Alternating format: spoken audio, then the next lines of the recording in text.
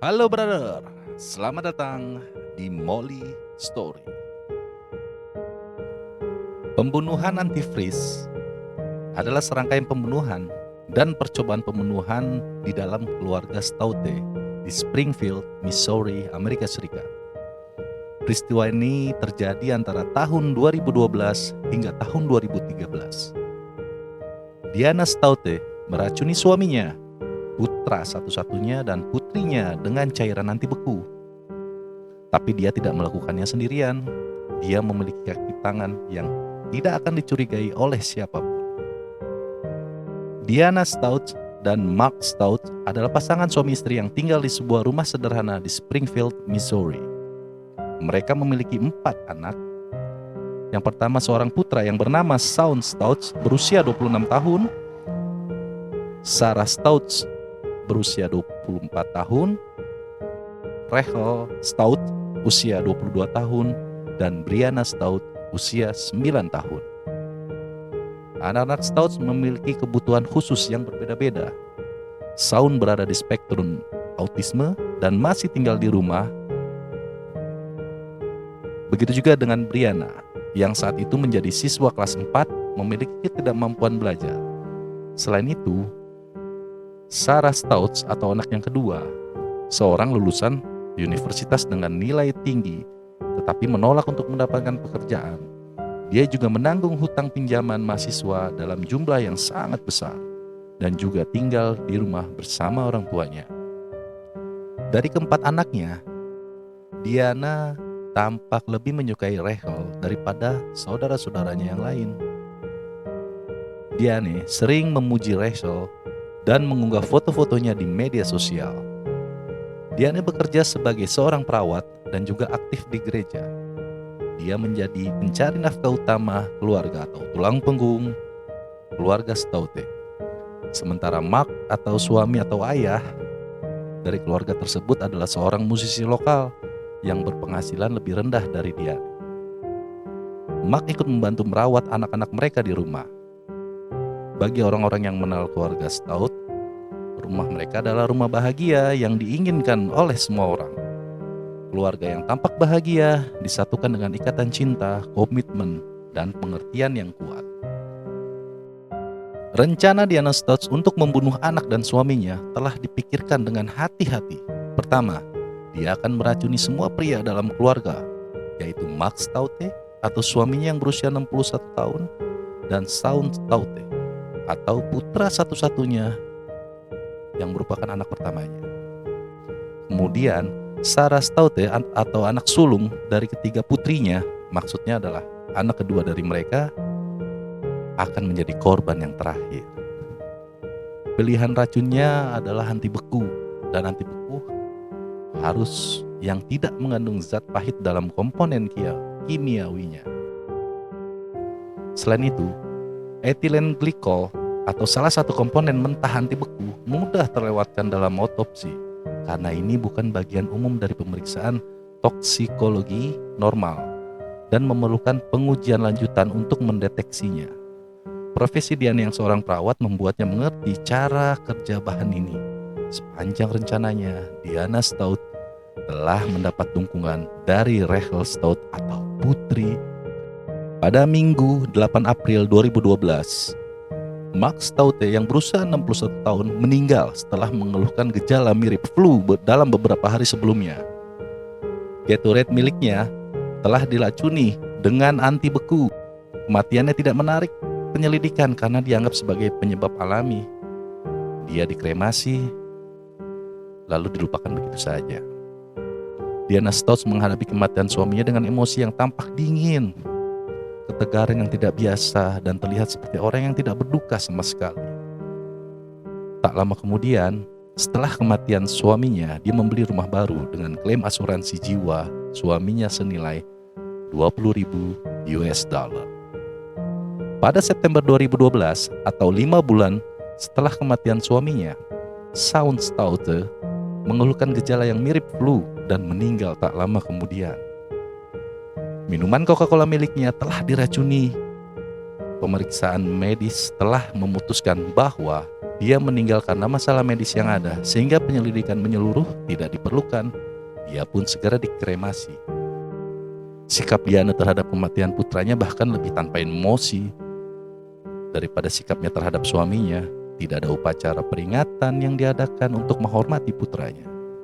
Kemudian, pada Juni 2013, polisi kembali mendapatkan panggilan.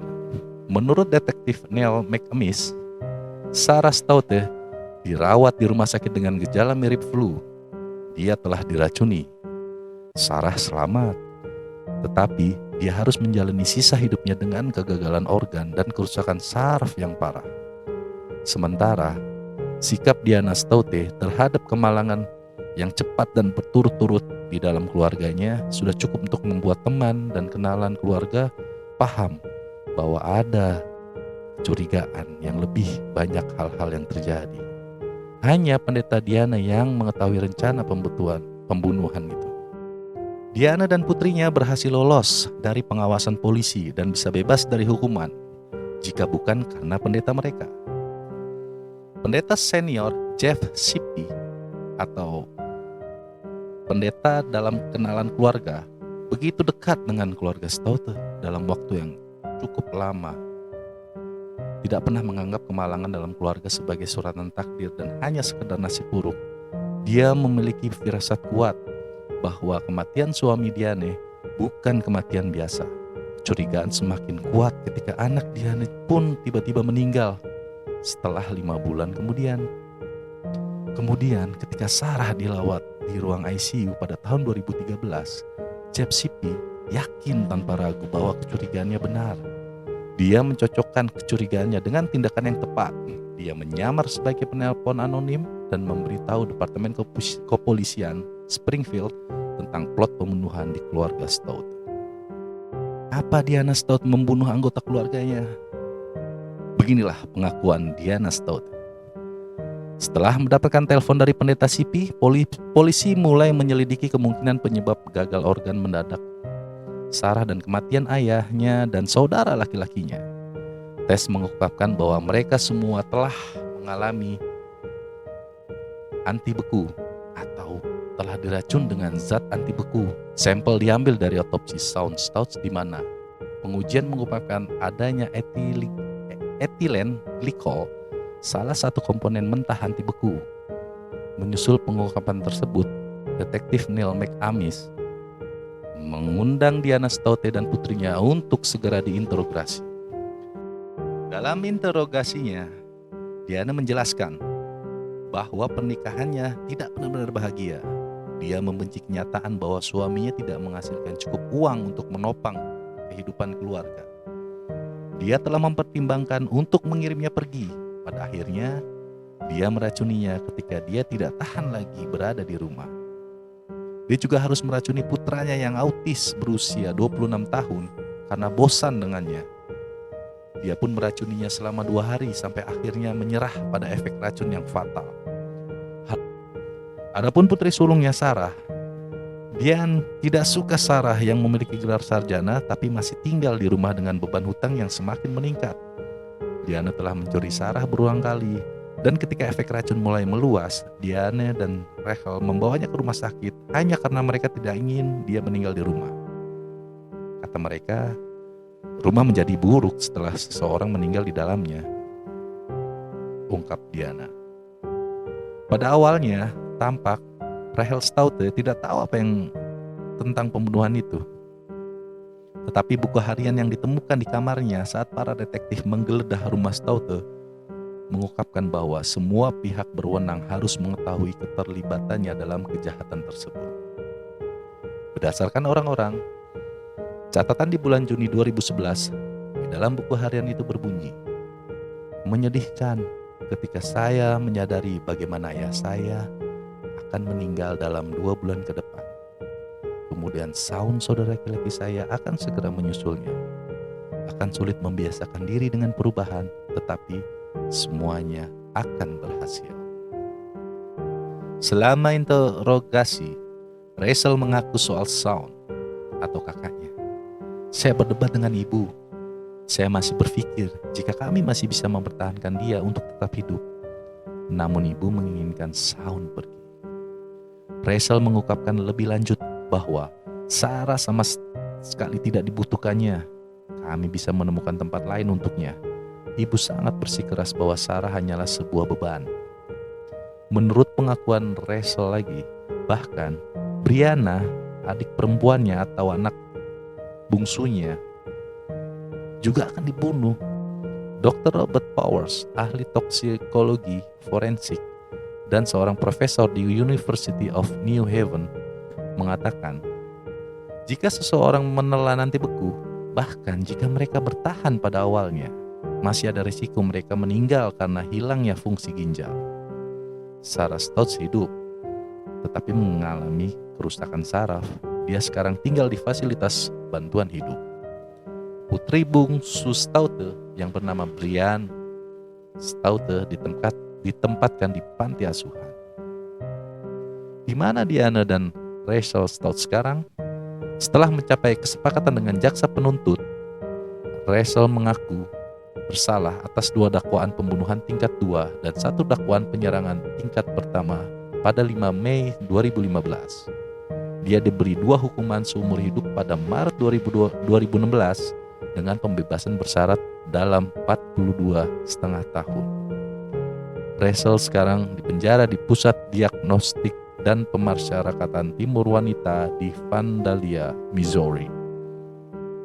Sedangkan ibunya, Diana mengaku bersalah atas 2 dakwaan pembunuhan tingkat pertama dan 1 dakwaan penyerangan pada Januari 2016. Dia mengajukan pembelaan yang mengakui adanya cukup bukti untuk memastikan hukuman, tetapi tidak mengharuskan dia untuk mengakui kejahatan. Diana dijatuhkan hukuman 3 kali seumur hidup tanpa kemungkinan pembebasan bersyarat. Dia dipenjara di Pusat Pemasyarakatan Chillicothe di Chillicothe, Missouri. Begitulah kisah keluarga Stoute, atau yang lebih dikenal sebagai peristiwa pembunuhan antifreeze yang dilakukan oleh seorang ibu atau seorang istri di dalam sebuah keluarga yang kelihatan sangat bahagia dari luar, sedangkan di dalamnya ternyata tidak begitu baik. Oke, sekian dulu cerita dari Molly Story kali ini. Bagi teman-teman yang belum join, silakan subscribe, dan kalau boleh like dan share ke teman-teman kalian. Sampai jumpa lagi di kisah-kisah berikutnya. See you.